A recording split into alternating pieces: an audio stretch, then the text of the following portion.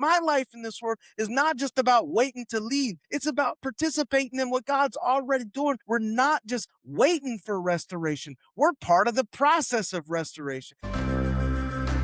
This is Proof Text, exploring Scripture in light of language, culture, and theology. Welcome, and enjoy. What's up, everybody? I'm Dr. T. Michael W. Halcomb, and this is the Proof Text Podcast. Welcome.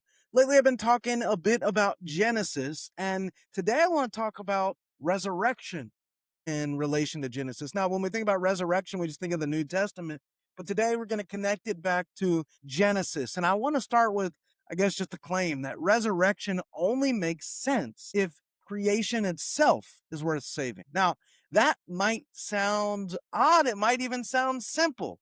It might even sound obvious, but it's actually a direct challenge to how a lot of people think and talk about Christianity today. Because for many, the story goes kind of something like this. The world is bad. The body is temporary. Earth is disposable. And salvation means getting out, leaving, escaping, floating off somewhere better, being beamed up. But if that's true, then why resurrection at all? Why not just souls going to heaven? Why physical bodies? Why physical earth, dirt, soil, mud? Why this world? Because resurrection only makes sense if creation itself is worth saving. I mean, if we go back to Genesis, God creates the world, and what does he do? He calls it good. Not once, not twice, over and over again. Light, good. Land and sea, good. Plants and animals, good. Humanity, very good. Creation isn't a mistake. It's not a temporary holding place. It's not something that God plans to abandon later once things get messy. It's actually very, very intentional. It's ordered. It's declared good by God. And then, as we all know, sin enters the picture. And what does sin do? It doesn't make creation worthless. It doesn't make creation worthless. It just distorts it. It fractures it. It fractures relationships. It introduces chaos and disorder. It bends what was good and called good into something broken. Ooh, man. Notice.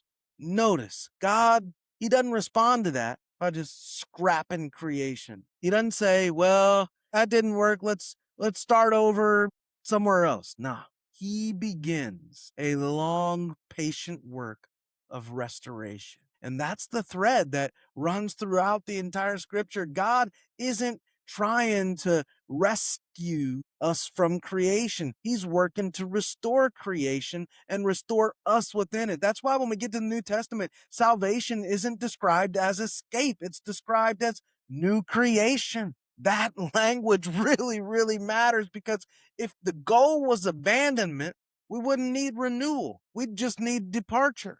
But instead, we're told, if anyone is in Christ, that one's a new creation, not new location, new creation. And then we come to Jesus and everything sharpens, because Jesus doesn't just teach about salvation. He actually embodies it. He takes on a body, flesh, incarnate. He lives in creation, eats, sleeps, walks, touches, bleeds, and then dies. And if the goal was escape, that would have been the perfect moment right before going to the cross, right? Soul goes up, mission accomplished, but that isn't what happens at all. He's raised bodily, physically, not as a ghost, not as a spirit just floating around. He actually goes and eats with people. He walks with them. He can be touched. He can also be transformed, recognizable but renewed, continuous but changed. And it only makes sense if creation, physical, material, embodied life, creation is worth redeeming. Because resurrection is not God throwing away the old and starting fresh. It's God renewing and restoring what was there all along, taking what was broken and making it whole. And this is where we need to go one step further, because yes, Christ will return. I believe that. And when he does, he will fully renew this place, not replace it, renew it. Heaven and earth brought together. God dwelling with his people here, everything set right. But here's what people often miss. That renewal is not only future, it's already begun. And we've been invited into it right here, right now. This is where resurrection starts. This is where resurrection gets personal, because if creation's worth saving, then your life in this world and my life in this world is not just about waiting to leave. It's about participating in what God's already doing. We're not just waiting for restoration. We're part of the process of restoration. Think about it like a wedding, right?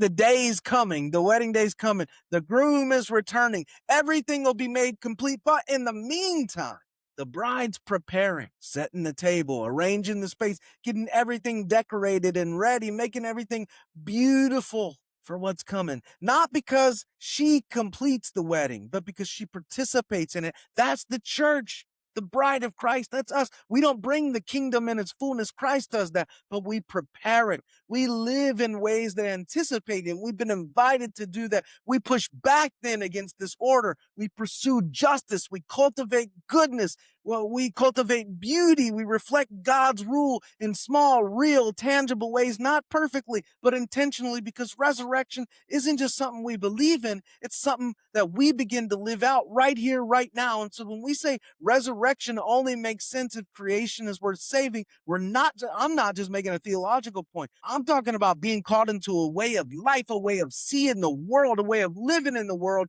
because this world's not disposable. It's redeemable. And Christ will finish what he started. But until he does, we get to help set the table.